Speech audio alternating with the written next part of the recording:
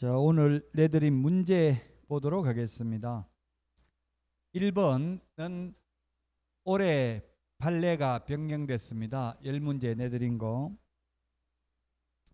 이제 명신탁에서는 수탁자가 수탁부동산을 처분해도 전부 다 횡령죄에 해당되지 않죠. 양자 간 명신탁 또는 이자 간 명신탁, 두 사람 간의 명신탁 또 마찬가지고요.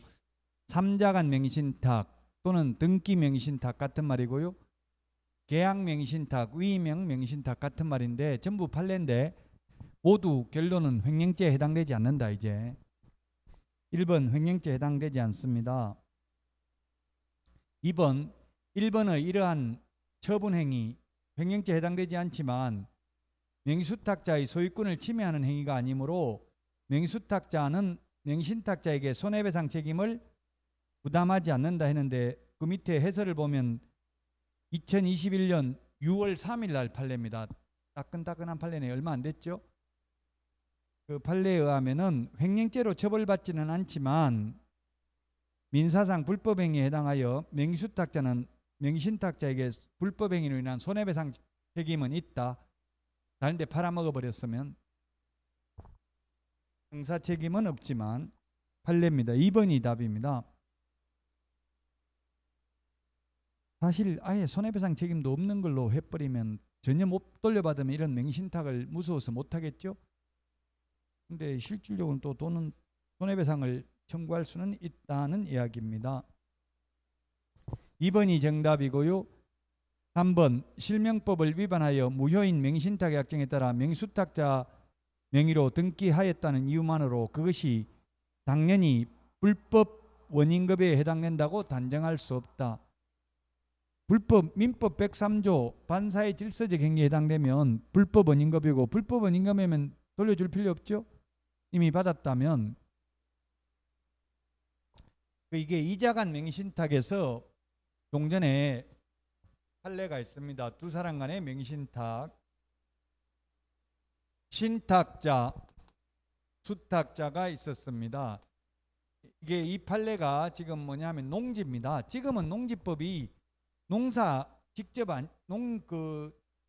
거주하지 않아도 홍작거리 안에 거주하지 않아도 농사 지을 의사만 있으면 농지를 취득할 수 있죠. 지금 뭐 며칠 전 뉴스 나온 게 서울에 살면서 세종에 있는 논 샀잖아요.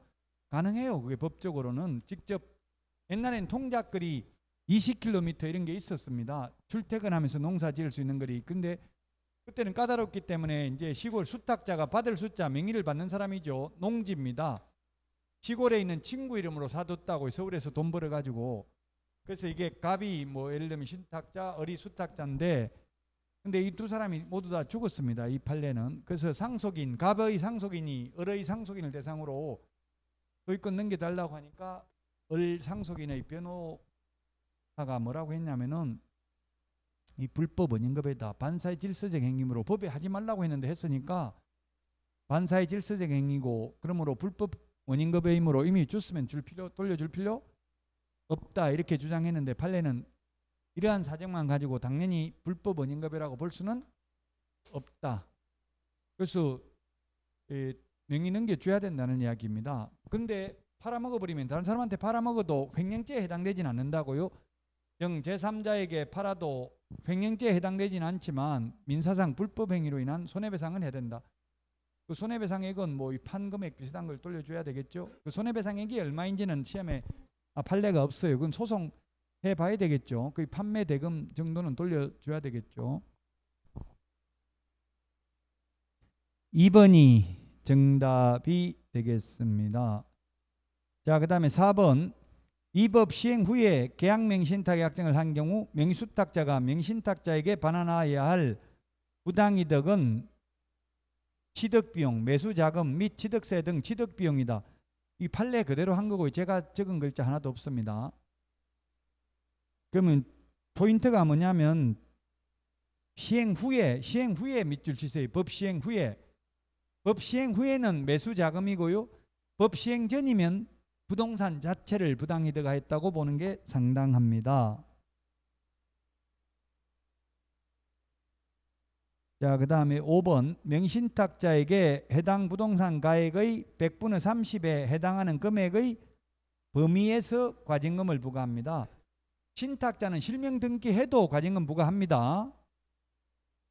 실명 등기 안 하면 이행강제금을 또 부과하죠. 과징금 부과일로부터 1년 안에 실명 등기 안 하면 1차 이행강제금, 또 1년 지나면 2차 이행강제금 20%를 부과합니다.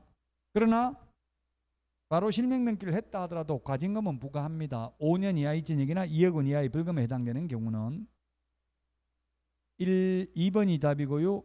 2번 틀린 것은 했는데 4번이 답입니다. 계약서 확인 설명서에는 서명 또는 날인이 아니라 서명 및 날인이고요. 계약서 확인 설명서 빼고 전속중개계약서, 부동산 거래 신고서 등에는 전부 서명 또는 날인입니다. 계약서 확인 설명서만 당해물을 수행한 소속공개사도 서명 및 날인 의무가 있습니다. 나머지 부동산 거래 신고서나 전속중개계약서에는 아예 소속공개사는 서명 또는 날인도 할 의무가 없습니다. 개업공인중개사만 서명 또는 날인합니다. 4번이 정답이 되겠고요. 이 문제는 제가 문제를 출제해도 다른 또 검토하는 위원이 있어요. 검토하는 선생님이 있어요. 다른 강의를 하는 분이. 전국으로 모의고사 나가니까 잘못되면 골치 아프잖아요. 검토받았는데 하나도 문제 오류는 없다라고 이야기했어요. 이게 뭐 오류가 있는 거는 원래 전국 모의고사 나가기 전에 책도 마찬가지고 검수를 해요. 검수 다른 분이 해가지고 이거 문제 논란의 여지가 있다 이런 거 지적하면은 고쳐야 돼요. 근데 그런 지적받은 건 없어요. 그래서 결국 오류는 없다는 이야기예요. 혹시 여러분이 발견하면 만약에 받아들이지면 제가 상당한 포상을 하겠습니다. 잘못된 걸 발견해 주시면 포상을 할 수 있다. 하야한다로 할까요? 알겠습니다. 하겠습니다. 그러면 답 4번입니다. 3번 장사 등에 관한 법률 틀린 것은 몇 개인가 했는데 D것이 틀렸습니다. 점유하는 기간 동안 지료를 지급하는 게 아니라 지료를 청구한 때에는 지급합니다. 청구하면. 그래서 대법원 판례가 소수견해가 점유하는 동안 지급해야 된다. 그 다음에 시효 취득을 한 날부터 지급해야 된다. 지급 안 해도 된다. 이런 세 가지 소수견해가 있고요. 근데 다수견해는 청구한 때로부터 지급을 해야 된다. 점유하는 기간 동안 지급해야 된다고 하면 지금 100년 된 거, 200년 된 거, 200년 지료 다 줘야 되죠? 점유했잖아요. 200년 동안. 그럼 엄청나게 돈이 많겠죠? 아마 그런 걸 고려해서 청구한 때부터 지급하면 된다. 100년, 200년 지난 것도 분묘기준권 인정되는 거잖아요. 옛날에 설치한 건 전부. 판례입니다. 그래서 D가 틀렸습니다.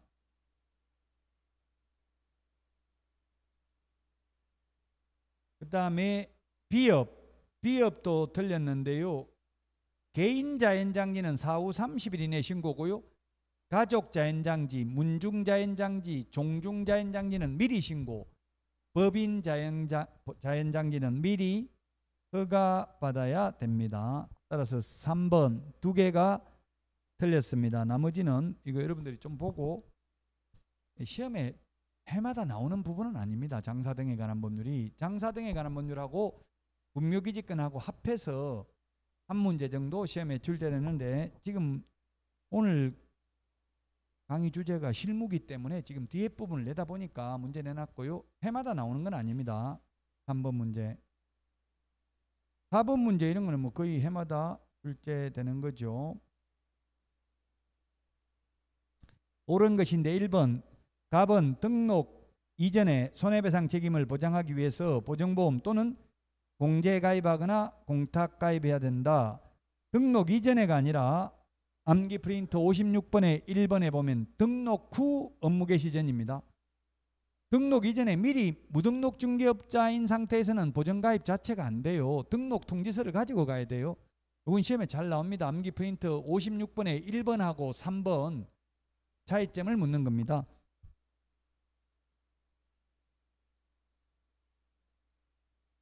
이거는 기출문제입니다. 기출문제 4번은.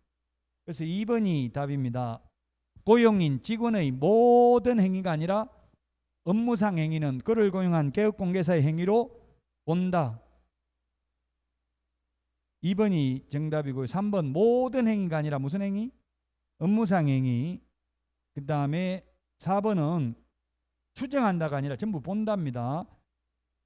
갑의 병에 대한 책임이 인정되는 경우 을은 직접 병에게 손해배상 책임을 지지 않는다. 즉 갑을 이거 몰라도 갑은 사장이고 을은 직원입니다. 직원이 잘못해가지고 손해 입혔으면 사장에게 책임이 있다면 직원은 전혀 책임 없다.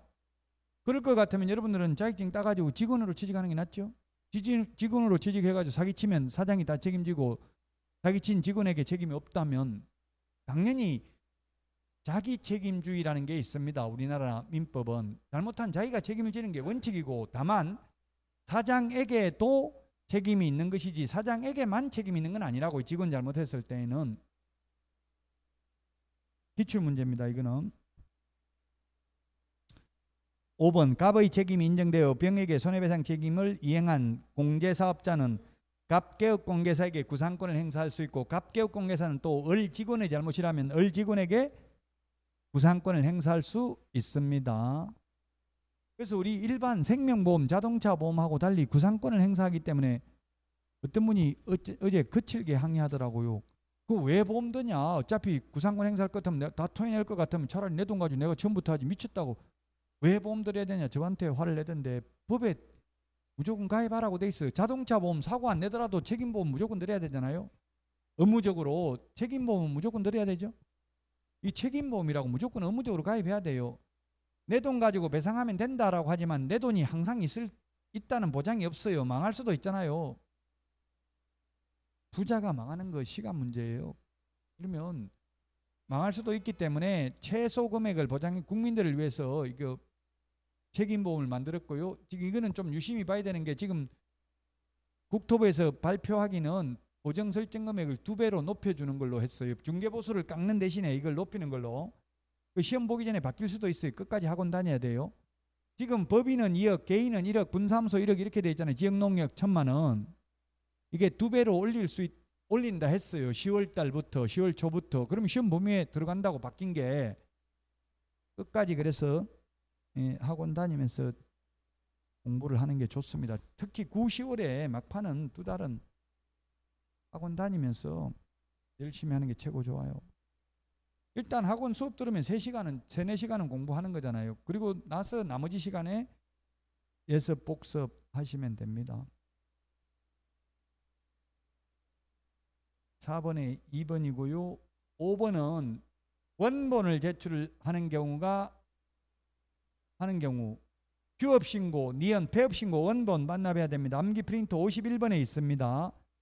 그 다음에 등록인장 변경신고서 제출할 때 등록증 원본 가져가야 돼요. 왜?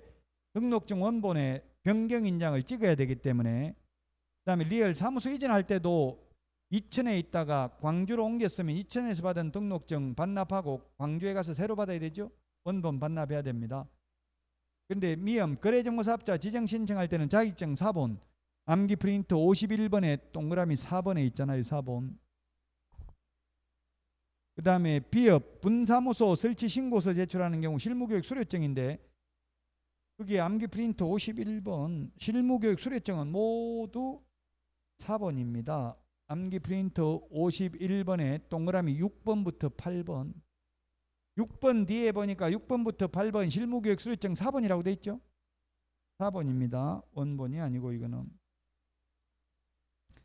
시업 분사무소 이전 신고하는 경우 분사무소 설치 신고 확인서 이거는 원본입니다. 예, 원본을 제출해야 됩니다.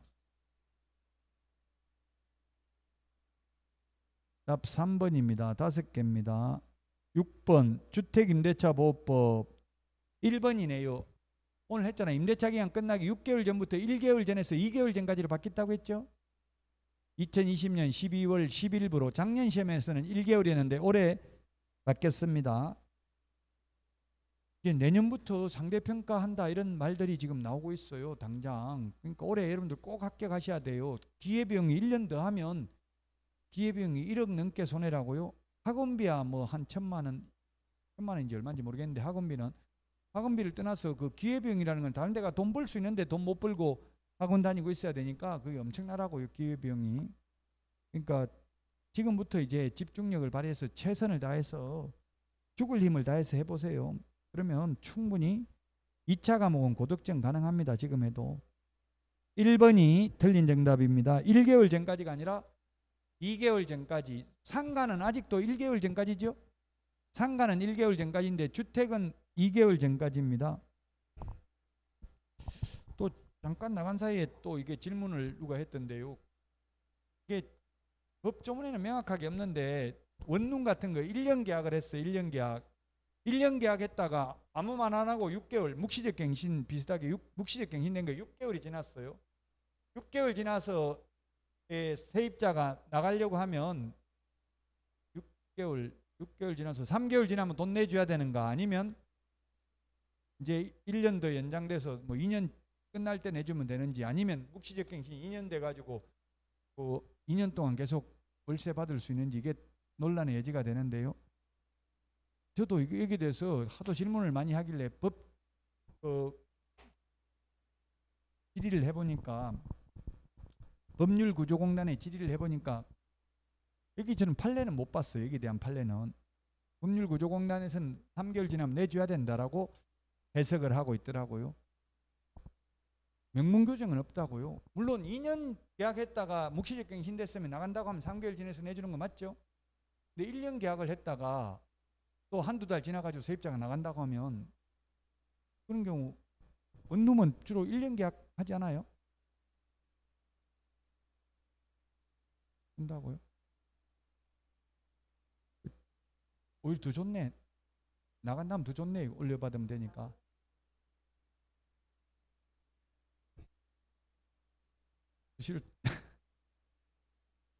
예, 근데 이게 이제 어쨌든 나간다고 하면 주인이 새로운, 그게 특이하게 그렇게 적어놨더라고. 새로운 세입자 구할 때까지는 월세 계속 내야 된다, 이렇게 특약을 적어놨더라고요. 계약 기간 중에 나갈 때는. 그게 이제 약간 그런 특약을 적어놔가지고, 계약 기간이면 처음 1년 계약해놓고 나간다고 하면 안 내줘도 되죠, 주인이.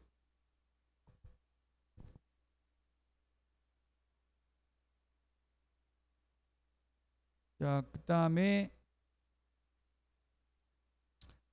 7번입니다. 7번. 6번은 작년 7월 31일부로 신설된 내용이고요. 7번 답 5번입니다. 아까 이야기했어요. 제가 상가가 부산광역시는 우선 면제 받을 때는 과밀억제권에 해당돼서 6억 9천 이하이면 우선 면제는 받는다고 했죠. 최우선 면제 받을 때는 그냥 광역시에 들어가기 때문에 3,800 이하인 경우 1,300만 원까지만 최우선 면제 받아요. 세파화, 세종파주 화성도 우선 면제 받을 때는 광역시에 해당되고 최우선 면제 받을 때는 기타 지역에 해당된다고요. 그래서 7번의 답 5번입니다.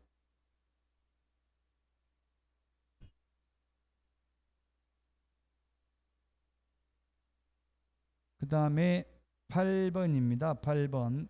9억 초과하는 경우에 적용되지 않는 것은 했는데, 이것 임차권 등기 명령 리얼 5%밖에 못 올린다. 이형 월차임 전환료입니다. 답은 3번입니다.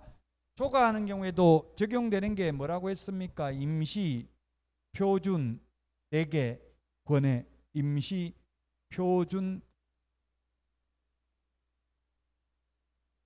대개 권해. 요것만 적용된다 했어요. 이거 말고 최단기 존속기간 적용 안 되고요. 임차권 등기 명령 적용 안 되고요. 우선 면제, 최우선 면제 안 되고, 월차임 전환율 5%밖에 못 올린다. 이런 거 다 적용 안 됩니다. 임시 표준 대개 권해 요것만 적용된다. 답 3번입니다. 3번. 그래서 9번 옳은 것은 했는데 1번 기출문제입니다. 9번은 기출문제. 1번 기일 입찰에서 매수 신청 보증액은 신고 가격의 10분의 1. 매수 신고 가격, 입찰가, 응찰 가격의 10분의 1이 아니라 최저매각 가격 10분의 1. 암기 프린트 56번 10분의 1에 동그라미 1번. 이게 시험에 가장 많이 나왔다고 했잖아요. 기출문제입니다. 9번은. 1번 틀렸습니다. 매수 신고 가격이 아니라 최저 매각 가격 10분의 1이고요. 2번이 맞네요. 차순위 매수 신고는 그 신고액이 최고가 매수 신고액에서 그 보증금을 뺀 금액을 넘는 때에만 할 수 있습니다. 넘지 않는 때에만 할 수 있는 게 아니라 2번이고요. 3번은 촉탁한 때에 권리를 취득하는 게 아니라 매각 대금을 다 낸 때에 소유권을 취득합니다.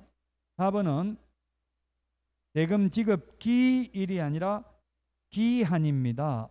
5번 재매각 절차에서 전 매수인은 매수 신청을 할 수 없다. 아까 이야기했죠. 고의로 자꾸 경매 절차를 지연시킬 수 있기 때문에 그렇습니다. 2번이 답이고요.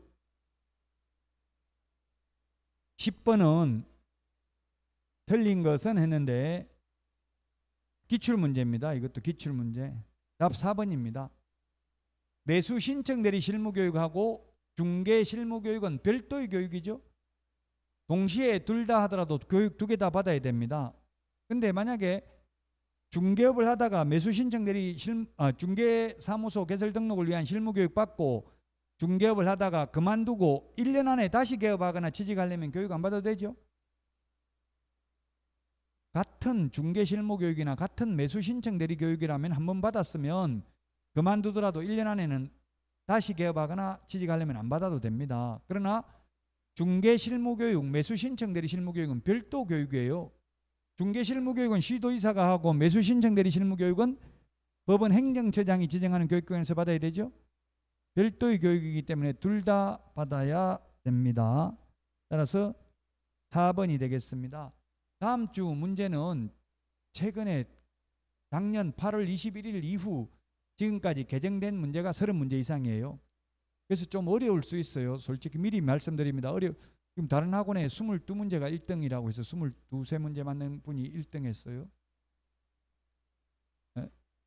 미리 너무 어렵게 낸 건 아니에요. 너무 어려운 건 아니고 어쨌든 다음 주만 그래요. 다음 주만. 그 다음부터 이제 동형 모의고사는 그렇게 어렵게 내지는 않을 겁니다. 점수 한 60점에 가깝게 나오도록 출제를 하겠습니다. 자, 건강관리 잘하고요. 다음 주에 뵙고 마치겠습니다. 수고하셨습니다.